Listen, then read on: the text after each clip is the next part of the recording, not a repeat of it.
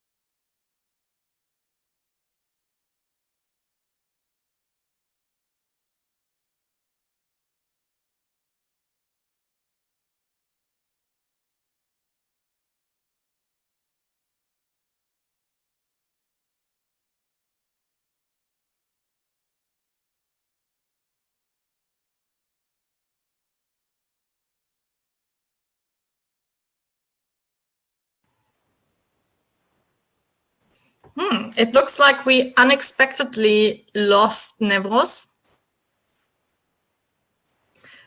Let's see if she comes back.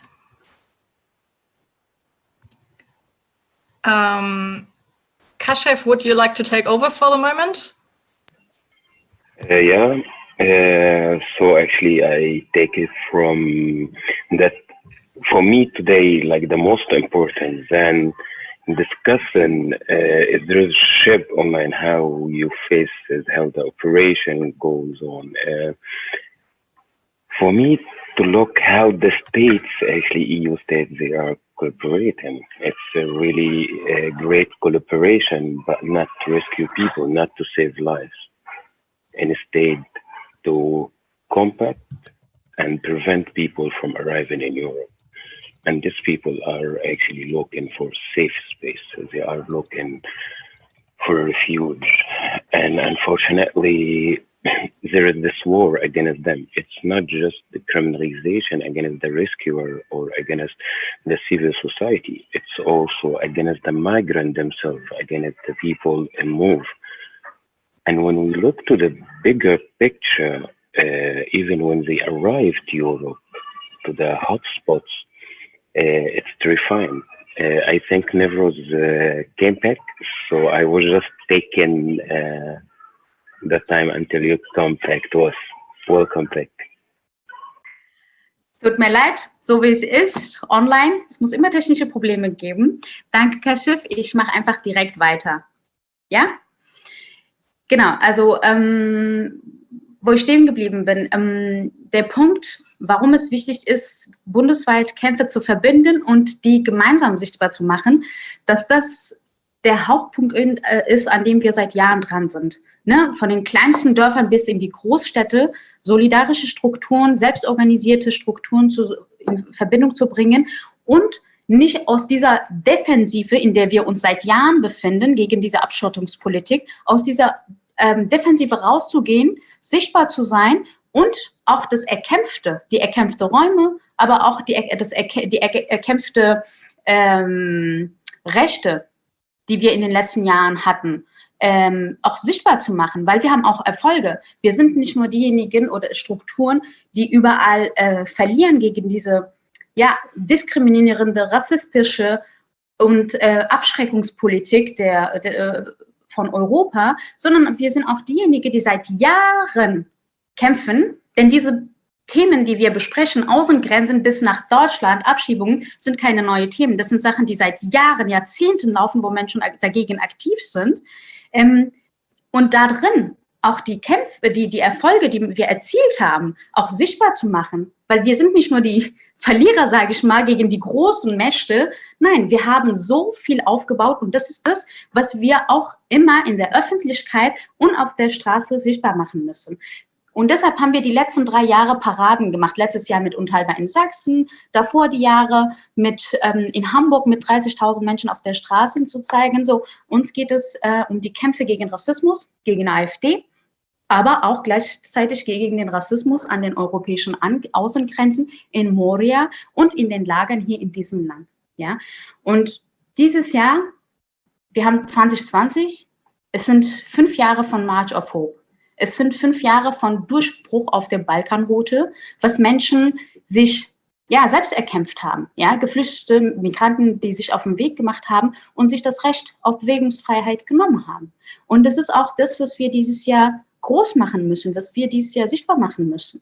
Weil sind zwar 5 Jahre her, aber das, was vor 5 Jahren passiert ist, dieser kurze, kleine Moment, der eigentlich Menschen hier gezeigt hat, Solidarität ist in ganz Europa möglich. Solidarität ist machbar.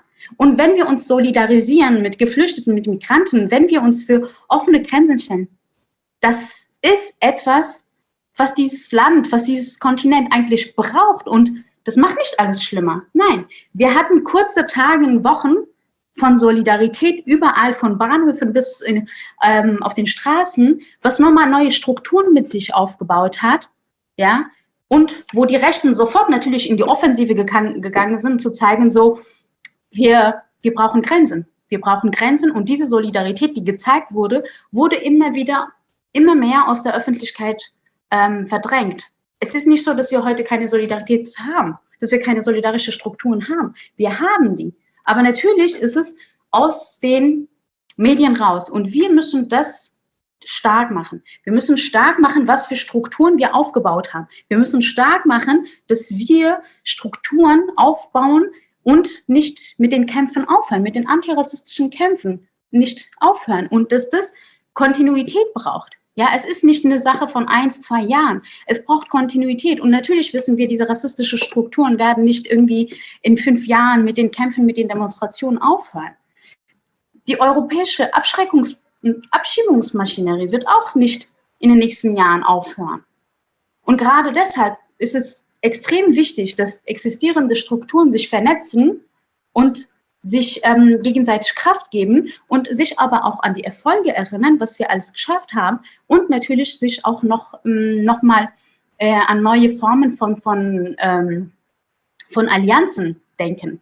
Ja, Allianzen mit anderen Strukturen, Allianzen mit anderen Netzwerken, Allianzen, die transnational sind, Allianzen, die grenzenübergreifend sind, weil die Kämpfe von heute, auch die Demonstrationen gegen Rassismus, zeigen, dass es so viele Querverbindungen auch gibt eigentlich. Ne? Es gibt Querverbindungen, die müssen nur gestärkt werden. Es müssen neue oder weitere, größere Allianzen geschaffen werden, damit wir das Thema Rassismus, Außengrenzen, Ausbeutung und Diskriminierung auch gemeinsam sichtbar machen können. Wir haben in diesem Land ein riesiges Rassismusproblem zum Beispiel, was wir aber auch, es ist nicht nur der Rassismus in der Polizei, es ist auch nicht nur Rassismus, was von Nazis kommt, sondern es ist Rassismus in der Abschreckungs- und in der Flüchtlingspolitik.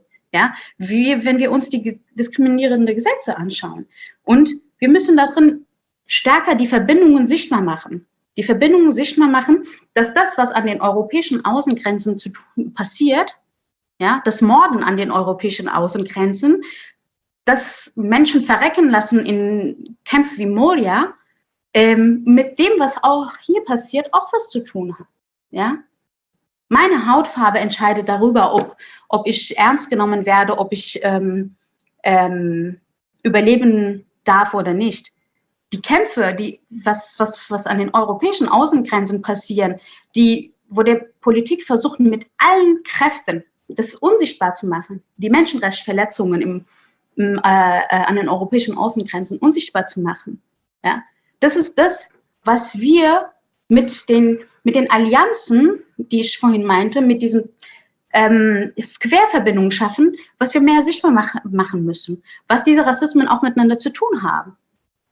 Und deshalb ist es wichtig, dass wir auch dieses Jahr am March of Hope denken, dass wir versuchen, dieses Jahr auch Proteste, trotz der aktuellen Situation, Proteste organisieren, dass wir an March of Hope denken, dass wir aber auch daran denken, nach so vielen Jahren, die Abschiebemaschinerie geht weiter, die Abschiebeknäste werden immer mehr, das Morden an den europäischen Außengrenzen hört nicht auf und der Rassismus mordet immer mehr. Ich bin in Hanau, ich sitze in Hanau. Dieses Jahr hat uns der rechte Terror 9 Menschen in Hanau weggenommen. Und wir müssen täglich dagegen kämpfen, um den Behörden, um der Politik, um der Gesellschaft klarzumachen, womit wir es hier zu tun haben. Und wir müssen allen immer den Rassismus erklären. Ja? Dass es nicht nur um die AfD geht und um die organisierte Neonazi-Strukturen geht, sondern es ist ein gesamtgesellschaftliches und politisches Problem, was in allen Strukturen in diesem Land, in diesem Kontinent existiert, was auf allen Ebenen bekämpft werden muss.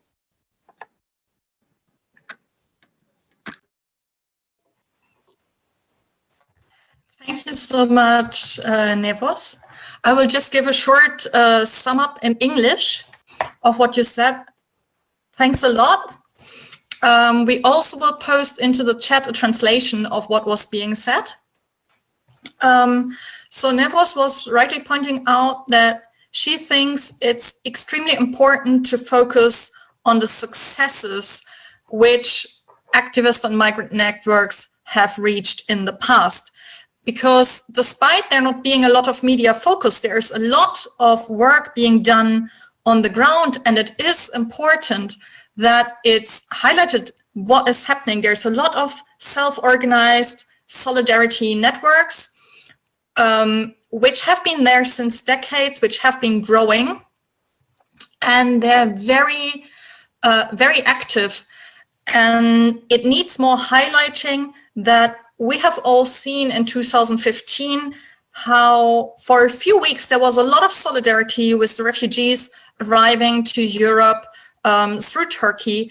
And it's actually possible for the society to show that solidarity, and that there really needs to be more focus on the positive initiatives. And this is also why Nevros with Welcome United, they have organized in the past years parades also to kind of celebrate what is happening. And she also rightly points out the need to have much broader alliances between various groups. So not only working about the frontiers, the border of Europe, but also about racism within Europe, linking all these different struggles of not only racism within the authorities, like the police, as we're very often seeing, not only of the right-wing parties, but also within all the different groups of society. So yeah, we will put the whole text in the chat. Thank you, Nevros. I know that Hassan is trying to come online, and he's been here, but I think he's left again. So for the moment, I would like to hand over to Aziz, if you can hear me and if you would like to speak. Yeah, just a word before that. So Aziz has been 6 years in offshore detention on Manus Island. He was trying to reach Australia, and he has been living in Geneva since a year now. Thank you for joining us. Well, thank you, Carola, for the brief introduction, and thank you very much for having me. It's such an honor to be part of this panel. And as you know, as you said, the time is against us, so I will try and make it a brief.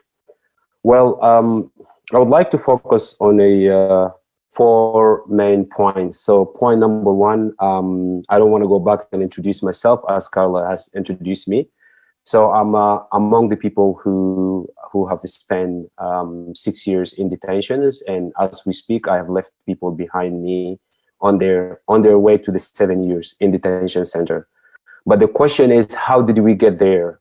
So to get there is I took a journey, which is one of the risky journey from Indonesia to Australia. Depends on which way people take. There are some ways that will take 5 days, some ways that will take 9 days. And nobody will imagine the rescue of the life that we have to get to a point, to a safety haven. But the question which we ask ourselves, or which we want everyone to ask himself, is why are these people taking a risky to be in the middle of Indian Ocean, which is a wider and has no end? In fact, we have major problems that forcing us to leave our own countries.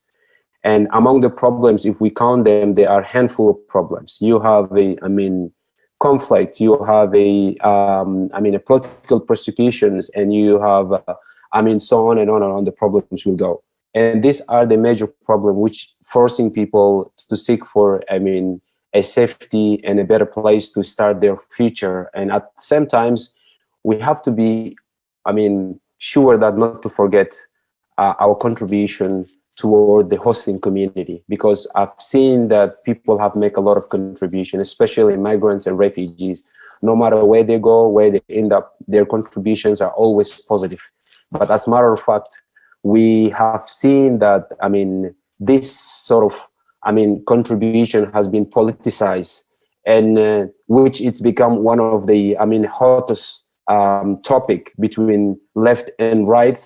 And at the end of the day, it leads us to have a detention centers.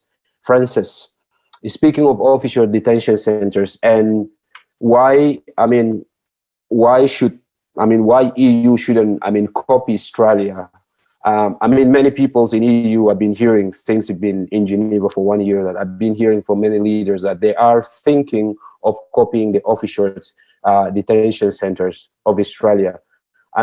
Australia become today like a symbol of the harsh policy toward asylum seekers, and which they have won several medals to say that we have stopped the boats and we use the human cost to stop the boats, right? But they have built the detention center, which is an official detention centers.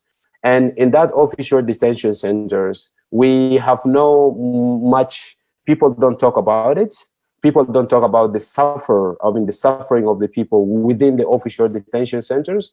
We don't talk about the, the loss of life within the detention centers. And then we don't talk about the taxpayers' money that they use to, accommodate peoples, or they use to torture peoples, if I could use this word as a torture. And of course, it is an absolutely a psychological torture, I can say, and no one counted.